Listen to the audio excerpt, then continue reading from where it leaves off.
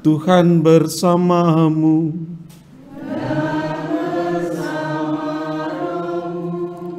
Inilah Injil suci menurut Matius.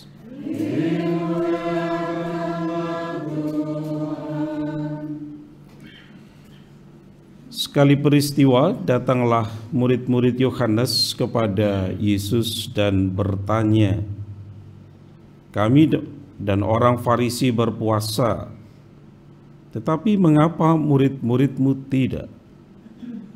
Jawab Yesus kepada mereka, "Dapatkah sahabat-sahabat mempelai laki-laki berduka cita selama mempelai itu bersama mereka? Tetapi akan tiba waktunya mempelai itu diambil dari mereka, dan pada waktu itu mereka akan berpuasa. Tak seorang pun menambalkan secari kain yang belum susut pada baju yang tua, karena jika demikian kain penambal itu akan mencabik baju itu, lalu makin besarlah koyaknya. Begitu pula anggur yang baru tidak diisikan ke dalam kantong kulit yang tua, karena jika demikian kantong itu akan koyak, sehingga anggur itu terbuang dan kantong itu pun hancur. Tetapi anggur yang baru disimpan orang dalam kantong yang baru, dan dengan demikian terpeliharalah kedua-duanya." Demikianlah sabda Tuhan. Terpujilah Kristus.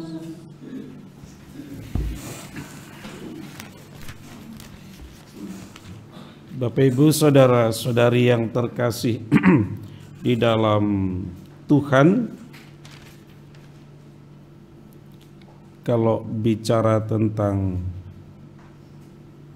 penipuan, tipu-tipu, begitulah, pasti tidak seorang pun dari kita suka, apalagi mau dan mencari ditipu, kan begitu.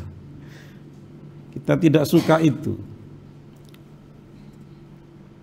Secara moral bahkan kebohongan, penipuan, dalam bahasa Latin dolus, itu memang pastilah sesuatu yang tidak baik. Entah itu di tengah manusia, entah di mata Tuhan. Saya sangat yakin itu begitulah. Tetapi hari ini dalam bacaan pertama kita mendengar bagaimana peristiwa tipu-tipu itu terjadi, ya.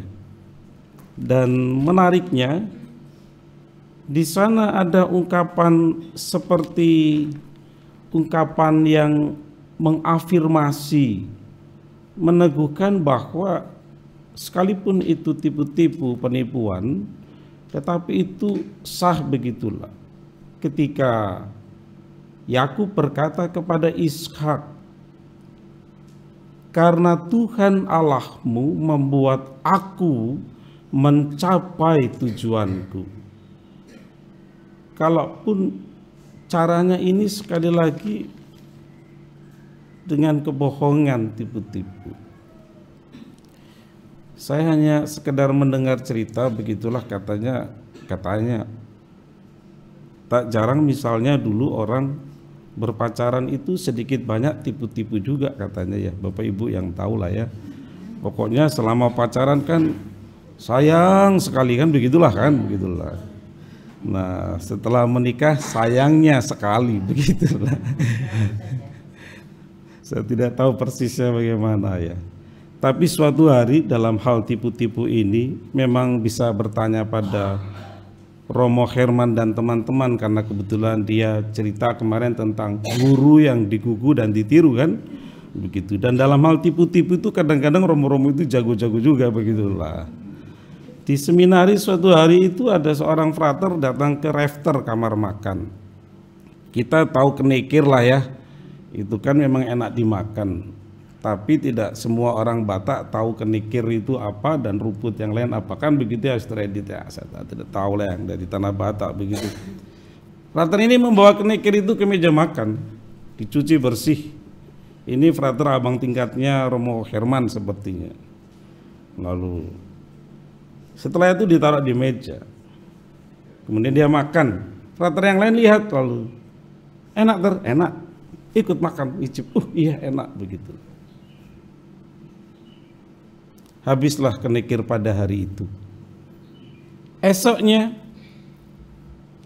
frater itu membawa lagi hijau-hijauan di tangannya, tetapi bukan kenikir. Lalu dicuci di dapur, ditaruh lagi di meja makan, dan frater-frater yang lain begitu yakin bahwa kemarin saja enak, apalagi ini, begitulah. Sehingga yang lain pun ikut mengambil dan makan. Yang satu mulai komentar, kok langu ya. Yang satu, kok pahit ya. Ini apa nih? Ini apa kok beda dari yang kemarin? Lalu frater itu menjawab, saya pun nggak tahu bang, itu saya lihat rumput-rumput di pinggir jalan, saya ambil begitulah. Saya cuci-cuci saja, taruh di meja, maksud saya untuk hiasan di meja, kalian makan begitulah. Boleh buat begitulah. Tipu-tipu. Dalam hal itu para romo biasanya gurunya, tetapi itulah ya, karena para romo yang bisa menerimakan sakramen tobat kan nggak mungkin kan romo mengaku dosa pada diri sendiri lalu mengabsolusi sendiri, kan nggak mungkin. Tipu-tipu dolus begitulah. Dalam artian tertentu memang untuk beberapa hal pasti ini tidak benar, tetapi lihat yang mau dikatakan sabda Tuhan hari ini, rancang bangunnya adalah kalau Allah dan Tuhan itu mau, maka memang yang dia mau itu terjadi. Kalaupun caranya ini agak tidak cocok untuk mata manusia barangkali, apalagi untuk kita. He has his own way, begitulah. Dia punya jalannya sendiri begitu. Dan Tuhan memperlihatkan itu dalam aspek penyelamatan dan keselamatan ini. Lewat Yakub, pura-pura menjadi Esau, padahal bukan Esau, begitulah.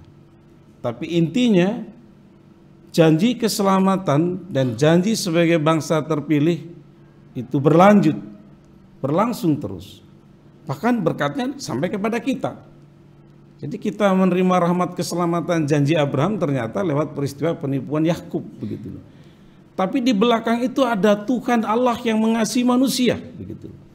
Yang untuk kita dia mau berbuat apa saja, yang penting rencana dan program keselamatan itu nyata. Itu makanya Yesus ketika hadir dengan program Tuhan Allah itu menjadi aneh untuk orang-orang Yahudi dan Farisi.